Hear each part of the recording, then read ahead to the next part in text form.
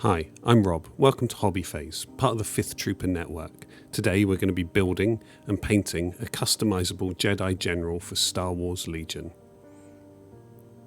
I don't have a clone army for Star Wars Legion, so we're going to be doing this model as a Patreon giveaway. If you enjoy the content that 5th Trooper puts out and you're interested in winning this model, do consider supporting us on Patreon, link in the description. As with all these modern kits for AMG, they're super easy to put together. There is loads and loads of options with this one. You even get a spare set of legs for some reason, and I'm sure the more willing kit bashers amongst us can make good use of that. There's quite a few lightsaber choices, although I've decided to go a little off-piste with mine and customise the lightsaber as well. I assemble the model using my go-to plastic cement, Tamiya Ultra Thin. On the shoulders, where there's a slight mould line or line where the two parts of the body connect together, I put that ultra thin over it just to sort of melt those parts together, and I did make a slight mistake in doing so. As when I glued the torso to the legs, I put my finger right on top of that where it hadn't quite set, but no bother, we can scrape it back once it's dried with a craft knife and then some fine sanding paper. I think this is about 1000 grit, just to smooth it off where I've made that mistake. A bit annoying, but it's only cost me 10 minutes altogether. The eagle-eyed amongst you will have noticed I've actually used a double-bladed lightsaber here. I've already whipped off one of the blades to repair a different miniature, and I want him in more of a sort of Ahsoka stance with his lightsaber behind him. The double-bladed lightsaber just looked a little too long, so I've trimmed the extra handle part out and gluing the blade back on to make it look more like it was always intended to be a single blade.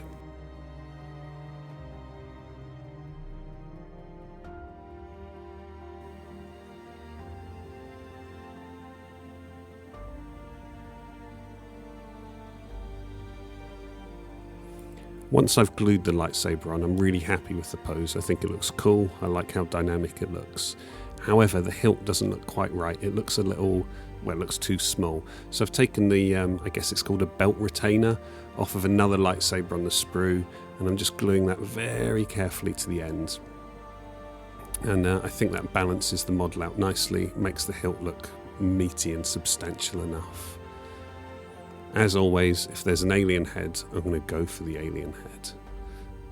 This time I've chosen the Rhodian. Haven't painted one of those on the channel. In fact, I think I've only painted one for Legion before, and that was on the X34. I always choose the alien heads because they allow us to add a little bit more colour in different ways to our models, where a lot of Star Wars can be blacks, whites and beiges. For our basing, I want to go for an Umbara theme, and I'm going to do that really simply. I've put the tactical rock that comes with the kit on the base, a load of Vallejo texture paste around, and then out of my bits box I've found a few, I think they're mushrooms that I had knocking about that I'm just going to glue on there.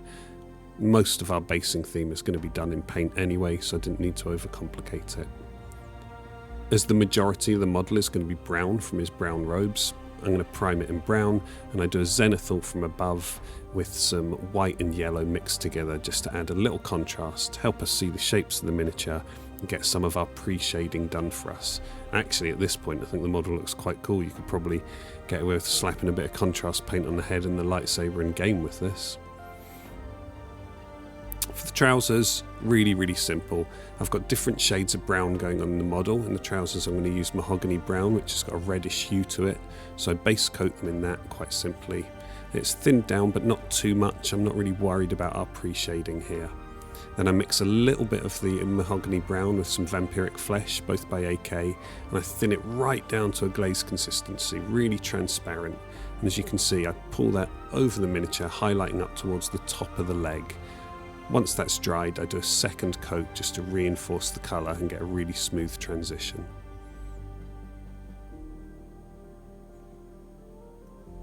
The final stage of painting the trousers is going to be to thin down some Vampiric flesh and stipple it over the top of the leg where I want the highlight to be. I'm using stippling because I want there to be texture in the trouser, and where I want the highlight it's brightest, I'm going to put more than one layer on because the paint's quite thin and it'll increase in its opacity each time I do that. For the robes, I'm going to base coat them in Dubai Brown by scale 75.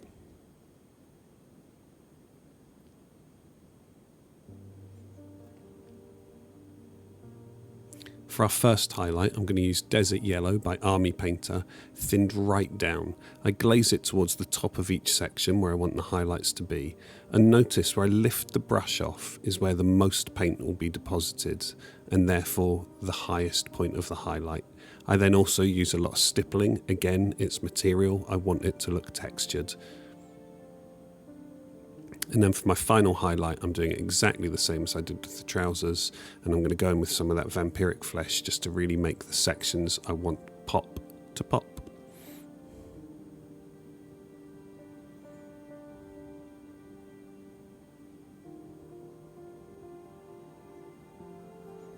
There's a couple of parts of the robes that are a little brighter than I wanted them to be, or where the transition isn't as smooth as I'd like it to be. So I thinned down that Dubai Brown right down to a glaze consistency and just gently put it over each of these sections to mute the colours a little and make the transition much smoother. I then dump some random green paint over the head just so we can get an idea of how he's going to look later. We've looked at a few ways of painting white armour on the channel so far, so today we're going to do something a little bit different. I'm going to start off by base coating with some blue grey from AK Interactive, and I put this on quite thin and do 2 or 3 coats to build up a really solid opacity and a solid colour on the armour.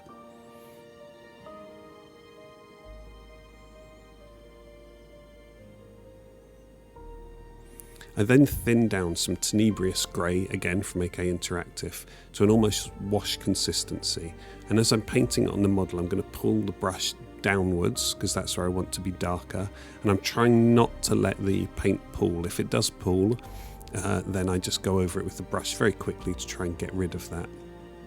This will fill in any of the little gaps and lines and give us a little bit of contrast in the armour. It does, however, make the armour look a little messy, so I then go back in with the blue-grey and clean that all up. And then for our final highlight on the armour, I'm going to go in with some off-white by AK Interactive and paint the highest points of the armour to get our brightest sections. These are all the parts that would be facing the top of the model, the nearest to the sun, or as much sun as we get in Umbara, which I believe is a shadow planet. Now for the lightsaber hilt, we're going to do a really quick and dirty NMM. I start off by base coating it in Tenebrous grey, which I've done off camera, and then I cover up a good chunk of that, probably about 3/4 of it, in dark Prussian blue. There'd be a lot of blue floating around because we are going to be in a blue environment. I then cover up about 50% of that with blue-grey. All of this should be facing upwards towards our light source.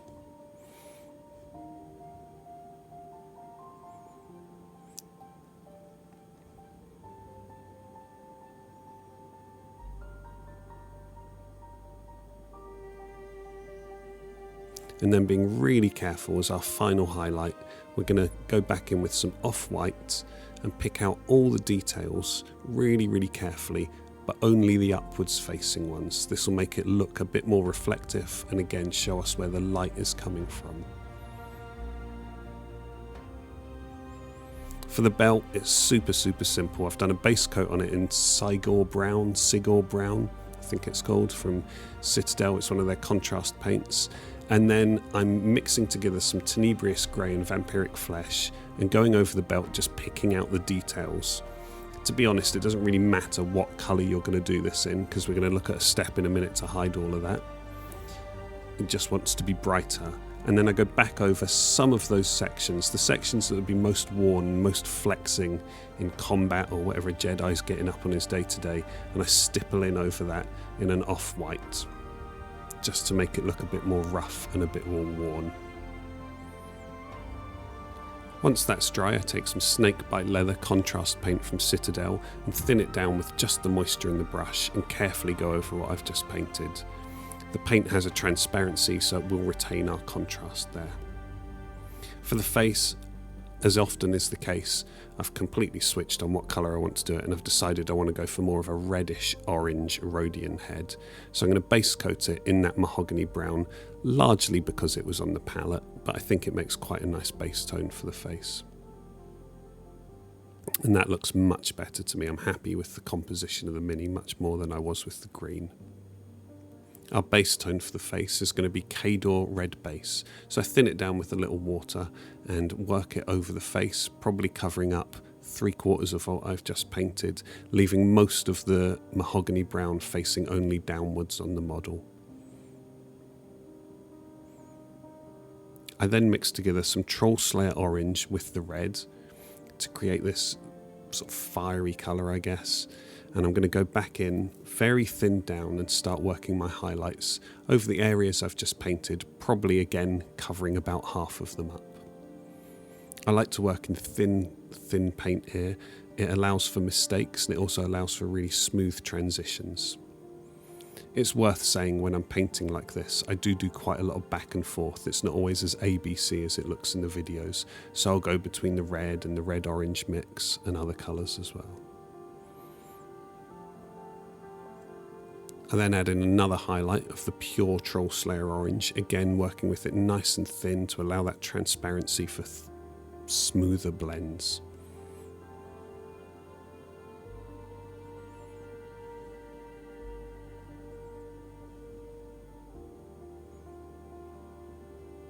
I also employ quite a lot of stippling when I'm doing this. I think adding texture to the face is going to look nice, and Rhodians do have quite a lot of bumps and texture on their skin. My final highlight is going to be in Sunny Skin Tone. I use this in a slightly different fashion. I'm putting all of the highlights towards the centre of the face, where I want people's eyes to be drawn, because the face is the part of the miniature I want the people to look at the most. As I said earlier, there's a lot of back and forth in this process, so if at any point I feel I've gone too bright, I might pull out the orange or the orange-red mix and just glaze a little of that in to mute the colour down somewhat. Our final step on the face is to paint the eyes, and it's pretty straightforward in these Rhodians. I base coat them in Tenebrous grey, and then on each eye we're going to do 2 white spots, one to represent where the light comes in and one to represent where the light would leave. The one on the top should be larger, this is where our light's entering, and then just a tiny dot opposite on the bottom of the eye will make it look like the light is leaving there, and it will give a nice sort of glossy effect to the eyes. I'm really happy with the skin tone. I think it's come out great. The face looks as I wanted it to. I'm going to do a couple of lighting effects on this miniature, and the first one is to try and embrace some of that Imbara environment. And to do that, I'm going to spray, using the airbrush, some dark Prussian blue thinned right down, but only from underneath the model, to suggest some sort of blue from the ground being reflected up onto his clothes, and to make the environment feel a little darker. From there, I'm going to go straight on to painting our Imbara themed base. It'll make the lighting effect make much more sense, and there's an order of operations that we should follow if I'm doing a lighting effect on the lightsaber as well. So I set up the palette with some dark Prussian blue and deep purple, both by AK, and then I'm going to wet blend them on the model. So I pop the dark Prussian blue on, quickly wipe the brush clean, although I don't even bother washing it in the water, and then blend that deep purple in. You'll notice, because both the paints are wet, it gives us a really quick and easy seamless transition. And where the base is textured anyway, it will hide any little mistakes or lack of blending. Once that's dry, I'm going to dry brush over a little bit of the blue-grey from AK, just to pick out some of those textures and give us a bit more contrast on the base.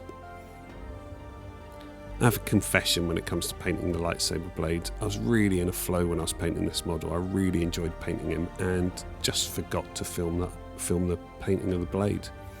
So here's another one I've clipped off the sprue, and I'll do it for you here. And as you can see, I start off by base coating it in intense white.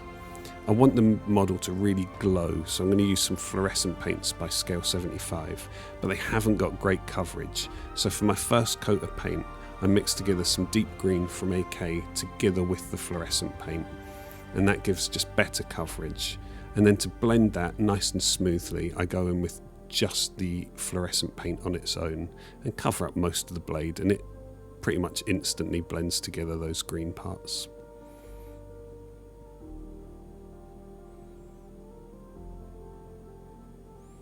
To To add in a little saturation to the centre of the blade, I'm going to take some green glaze by 2 thin coats and just put that carefully in the centre of the blade.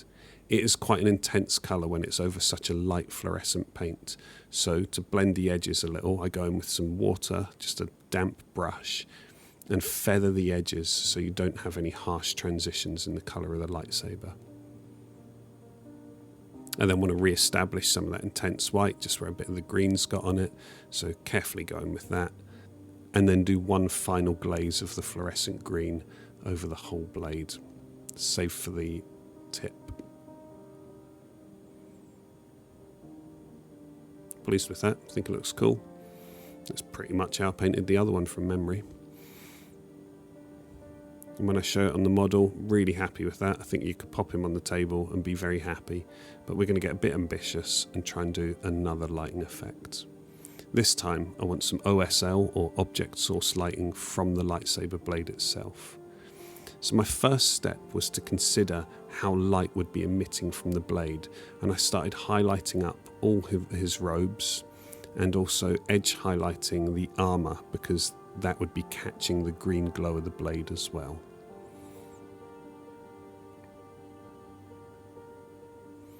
I then glazed over our fluorescent green, and I probably did 7 or 8 coats of this, and if I'm honest, that was too many. It didn't need that much, and I'll explain why in a second.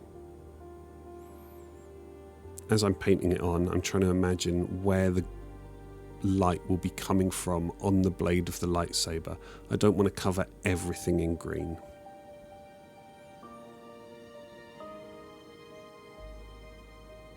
And as I say, I did 7 or 8 coats of it. It gave a really nice glow to it. I was quite happy with the miniature at this point, and I shared it on the 5th Trooper Discords. And following feedback, I'm inclined to agree with some of the people that commented that it was just too bright. I really like that reveal as you turn the model round and you start getting that green, but that's too bright. It's meant to be a dark planet. I've gone too far with the highlights. So I re-base coat the back of the robes in our Dubai brown and start again. I chose to only redo the robes because I thought the belt and the armour actually looked really good. So once I've painted the Dubai brown on, I'm just going to give it a bit of contrast using some thinned down Tenebrous grey in the more shadowy parts of the robes. And as before, I want to highlight up where the light will be hitting, but this time I'm going way less extreme. So I've mixed a little vampiric flesh in with some Dubai brown, and you can see here that there's way less highlighting. And then instead of doing the lighting effect with the fluorescent green, I've chosen to do it with the green glaze, put gently over the robes. I think the white armour would reflect the green a lot more than a pair of, dark brown robes are going to. So it makes sense that the armour is greener than the robes, even though the robes are nearer to the lightsaber. I probably did 3 to 4 coats of this green glaze. Hitting it with a hairdryer in between, it didn't take much time. Very pleased. I still get that reveal as you turn the model round, albeit less saturated. I think the armour really pops with that green glowing off it, and it does make more sense that the robes don't glow as much, so much happier there.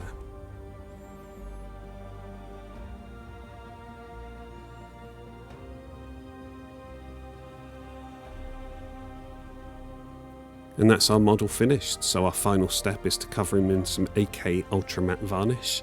As I've said before, I really like this varnish. It evens out all the different paints, finishes and techniques I've used, hides a few brush strokes, and offers us a level of protection in gameplay. And that's us done. I've loved painting this model. The lighting effects came out well, and I'm really happy with the skin tone. As I said at the start of the video, he's going to form part of a giveaway on the 5th Trooper Patreon, so if you enjoy the content we put out and want to be in with the chance of winning him, do consider joining, link in the description below.